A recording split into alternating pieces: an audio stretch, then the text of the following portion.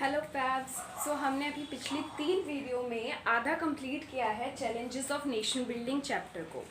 हम दोबारा इसी चैप्टर को कंप्लीट करेंगे, नेक्स्ट 2 वीडियोस में हो जाएगा। तो आज हमारा टॉपिक है जो हमने अभी बात की थी प्रिंसली स्टेट्स की, कि किस तरीके से जो सरदार वल्लभ भाई पटेल थे उन्होंने प्रिंसली स्टेट्स को ज्वाइन किया। 565 प्रिंसली स्टेट्स थी हमारे इंडिया में, और अगर वो होती तो हमें क्या प्रॉब्लम हो सकती थी और क्या अप्रोच थी गवर्नमेंट को उसको सॉल्व करने के लिए।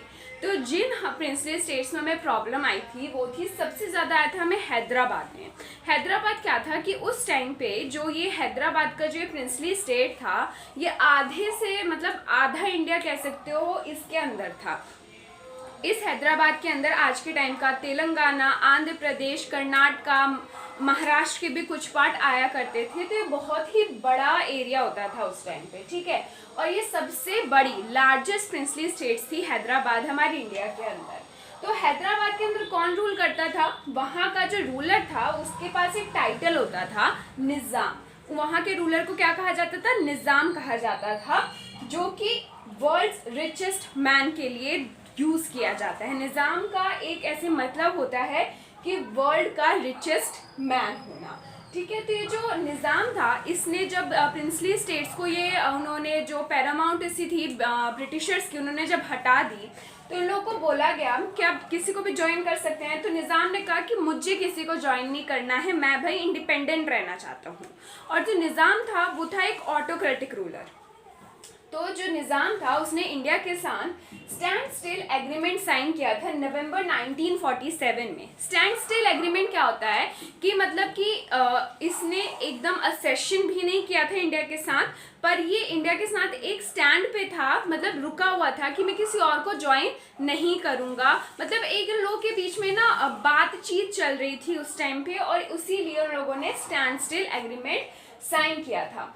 तो जो निज़ाम था ये ऑटोक्रेटिक रूलर था, तो इसके अगेंस्ट सब चाहते थे कि निज़ाम का रूल हट जाए और हम इंडिया को ज्वाइन कर सकें। जैसे कि जो पीजेंट्स थे, पर्टिकुलरली तेलंगाना रीजन के जो पीजेंट्स थे, उन्होंने बहुत ज़्यादा अत्याचार सहा था निज़ाम का, तो वो भी इसके अगेंस्ट खड़े हुए कि भाई हमें इससे छुटकारा चाहिए।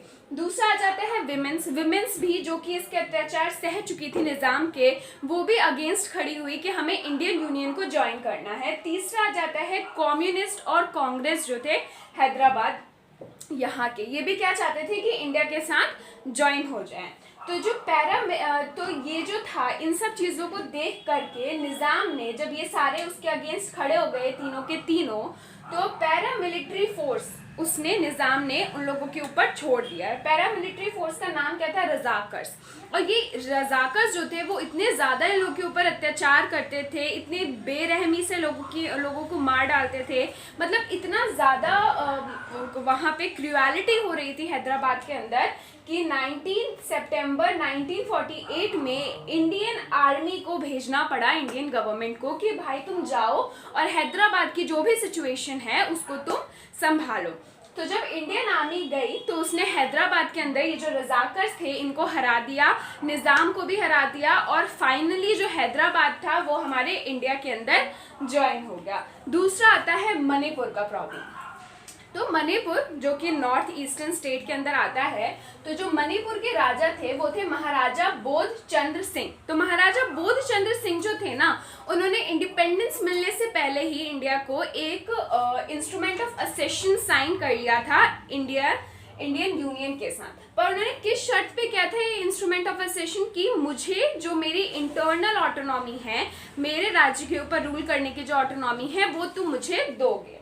तो जो ये जो राजा बोध चंद्र सिंह था, इसको अपनी प्रजा की जो भी इसके यहाँ रहते थे उनके कहने पे ना एक इलेक्शन हेल्ड करना पड़ा।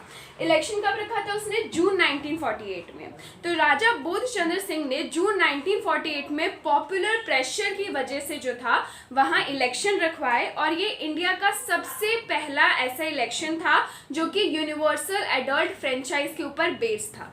यूनिवर्सल एडल्ट फ्रेंचाइज क्या होती है कि हर एक इंसान को बिना किसी डिस्टिंक्शन के, जो भी 18 साल की उम्र क्रॉस कर चुका है, उसको राइट है कि वो वोट कर सकता है, ठीक है। तो ये जो इलेक्शन हुए जून 1948 में, तो उसकी वजह से कॉन्स्टिट्यूशनल मोनार्ची बनी।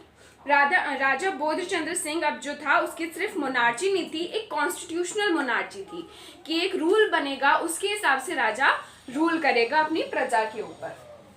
तो जो यहाँ की जो लेजिस्लेटिव असेंबली थी ना, उसके अंदर बहुत ज़्यादा प्रॉब्लम चल रही थी। क्यों चल रही थी?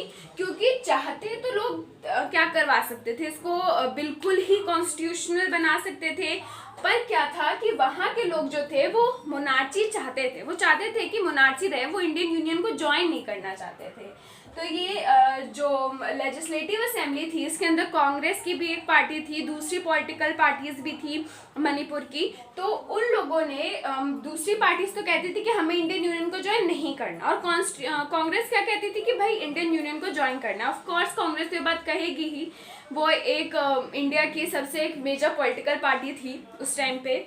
तो ये जो लेजिस्लेटिव असेंबली है, इसके अंदर ये प्रॉब्लम चल रही थी। तो राजा ने क्या किया कि बिना लेजिस्लेटिव असेंबली के को कंसल्ट किए, बिना किसी से पूछ पाछ के, उन्होंने क्या किया कि ये जो मणिपुर था इसको दे दिया इंडियन यूनियन को। मर्जर एग्रीमेंट साइन हो गया मणिपुर, राजा बोधचंद्र सिंह और इंडियन यूनियन के बीच में सितंबर 1949 में। और इसकी वजह से बहुत ज़्यादा प्रॉब्लम क्रिएट हुई थी कि भाई लेजिस्लेटिव असेंबली कह रही थी कि राजा अपने आप ही कैसे कर सकता है, हमसे भी तो पूछो हम क्या चाहते हैं, प्रजा क्या चाहती है। ये बहुत ज़्यादा प्रॉब्लम हुई थी, और आज भी इसी प्रॉब्लम की वजह से बहुत सारे रेपरक्यूशंस भी हमें फेस करने पढ़ रहे हैं।